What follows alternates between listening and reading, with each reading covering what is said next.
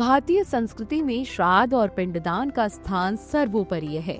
यह कर्म केवल पूर्वजों की आत्मा की शांति के लिए नहीं, बल्कि पूरे वंश की उन्नति और कल्याण का आधार माना जाता है। ऐसा विश्वास है कि अगर जीवन में कभी भी श्राद्ध न किया गया हो, तो गया में पिंडदान करने से सब दोष मिट जाते हैं और पितरों को मोक्ष की प्राप्ति होती है। गया को पितृ मोक्ष तीर्थ कहा गया है। यहाँ पिंडदान करने का महत्व बहुत अधिक बताया जाता है। लेकिन कभी आपने सोचा है कि गया में पिंडदान करने का क्यों इतना महत्व है? क्यों गया का पिंडदान सबसे उत्तम माना गया है? अगर नहीं तो चलिए आज हम आपको इस वीडियो में विस्तार से समझाते हैं। गया में पिंडदान की जड़ें एक अद्भुत पौराणिक कथा में मिलती हैं। ये कथा है गयासुर की। प्राचीन काल में गयासुर नाम का एक महान असुर था। वह अत्यंत धार्मिक, तपस्वी और पराक्रमी था। भगवान की भक्ति और तपस्या के बल से उसके शरीर में दिव्य शक्ति आ गई थी। उसका प्रभाव इतना था कि जो भी कोई गयासुर के दर्शन कर लेता, वह पवित्र हो जाता और उसे स्वर्ग की प्राप्ति होती। धीरे धीरे ये वरदान देवताओं के लिए समस्या बन गया, क्योंकि पापी और अधर्मी लोग भी बिना किसी कर्म के केवल गयासुर को देखकर स्वर्ग जाने लगे। इससे स्वर्ग लोक की व्यवस्था बिगड़ने लगी। देवताओं ने जब गयासुर के कारण स्वर्ग लोक की व्यवस्था बिगड़ती देखी, तो वे घबराकर भगवान विष्णु के चरणों में पहुँचे। इंद्र, वरुण, अग्नि, सोम, वायु और अन्य देवतागण हाथ जोड़कर भगवान विष्णु के आगे खड़े हो गए और बोले, प्रभु, गयासुर की तपस्या और पुण्य बल इतना महान है कि उसे देख लेने मात्र से ही पापी भी स्वर्गलोक को प्राप्त कर लेते हैं। इस कारण अब स्वर्गलोक की व्यवस्था डगमगाने लगी है। धर्म और अधर्म का भेद मिटता जा रहा है। कृपा कर कोई उपाय दीजिए। भगवान विष्णु ने देवताओं की प्रार्थना ध्यान पूर्वक सुनी। वे मुस्कुराए और बोले, गयासुर निश्चित ही तपस्वी और धर्मात्मा है। उसका हृदय निर्मल है और लोक कल्याण की भावना से भरा हुआ है। मैं स्वयं उससे मिलकर उपाय करूंगा। यह सुनकर देवतागण ने शांति पूर्वक अपने स्थान की ओर प्रस्थान करा। कुछ ही दिनों बाद भगवान विष्णु गयासुर के पास पहुँचे।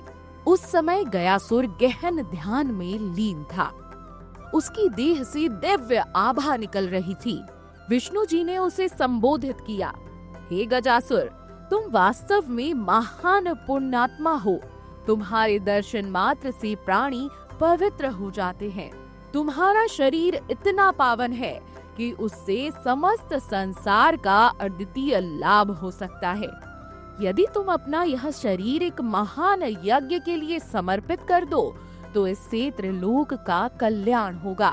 तुम्हारा यह त्याग सदा के लिए अमर हो जाएगा। भगवान विष्णु की बात सुनकर गयासुर ने अपने नेत्र खोले। उसकी आंखों से भक्ति और विनम्रता झलक रही थी। वह हाथ जोड़कर बोला, प्रभु, यदि मेरे शरीर से दूसरों का कल्याण संभव है, यदि इससे देवताओं, मनुष्यों और पितरों को शांति मिल सकती है, तो इससे बड़ा पुण्य मेरे लिए क्या होगा। मैं अपना यह शरीर यज्ञ के लिए समर्पित करने के लिए तत्पर हूँ। कृपया करके मेरा उपयोग लोक कल्याण के लिए कीजिए। गयासुर की ये वाणी सुनकर देवता और स्वयं विष्णु भी उसकी निस्वार्थ भावना से भाव विभोर हो गए। भगवान विष्णु ने गयासुर की देह को ही यज्ञ मंडप बनाया। गयासुर की पीठ पर वेदियों की स्थापना की गई। उसकी छाती पर हविष्य और आहुति रखी गई। उसके अंग प्रत्यंग ही वेद के मंत्रों के प्रतीक माने गए। देवताओं ने आहुति दी और विष्णु जी ने यज्ञ का संचालन किया। गयासुर का विशाल शरीर धीरे धीरे पत्थर में परिवर्तित होने लगा। उसकी आत्मा परम शांत अवस्था में विलीन होती रही। जब यज्ञ पूर्ण हुआ, तब भगवान विष्णु ने गयासुर से कहा, हे गयासुर, तुम्हारे इस अद्वितीय त्याग से सृष्टि सदा तुम्हारी ऋणी रहेगी। मैं तुम्हें मोक्ष का वरदान देता हूँ। तुम्हारी देह जहाँ जहाँ स्थापित होगी वह स्थान पवित्र तीर्थ कहलाएगा। वहाँ जो भी अपने पितरों का पिंडदान करेगा उसके पितर जन्म मरण के बंधन से मुक्त होकर मोक्ष को प्राप्त होंगे। भगवान के वचनों के साथ ही गयासुर की देह पृथ्वी पर पत्थर बनकर फैल गई। उसके शरीर के स्थान पर मंगल गौरी पर्वत बना। हृदय स्थल पर अक्षयवट उग गया। चरणों के स्थान पर फल्गुन नदी प्रवाहित हुई। यही स्थान आगे चलकर गया नगरी कहलाया। इसलिए गया में पिंडदान का बहुत अधिक महत्व माना जाता है। गया में पिंडदान को पितृ मोक्ष यात्रा कहा गया है। यहाँ पिंडदान करने से पितरों की आत्माएं तृप्त होती हैं। वंशजों के जीवन से पितृ दोष समाप्त होता है। अनायास बाधाएं दूर होती हैं। परिवार में सुख शांति और समृद्धि आती है। महाभारत में भी उल्लेख है कि स्वयं भगवान राम ने अपने पिता दशरथ जी का श्राद्ध और पिंडदान गया में ही किया था। इसलिए गया तीर्थ को अपरिहार्य तीर्थ माना गया है। गया केवल एक नगरी नहीं है बल्कि पितरों के मोक्ष का द्वार भी है। यहाँ आकर मनुष्य अपने पूर्वजों का स्मरण करता है, उनका आशीर्वाद लेता है और आत्मिक शांति प्राप्त करता है। इसलिए कहा जाता है कि देवताओं से पहले पितरों का स्मरण करें।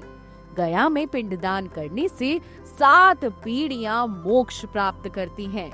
गया की धरती आज भी यह संदेश देती है कि पूर्वज केवल अतीत नहीं है बल्कि वे हमारे वर्तमान और भविष्य की नींव हैं। उनकी आत्मा की तृप्ति में ही हमारी समृद्धि निहित है। इसलिए हमेशा अपने पूर्वजों को याद करना चाहिए और पितृपक्ष में अपने पूर्वजों का श्राद्ध, पिंडदान और तर्पण जरूर करना चाहिए। videodex.jivanjali.com। अगर आपको हमारा ये वीडियो पसंद आया हो तो हमारे चैनल जीवांजलि को सब्सक्राइब करें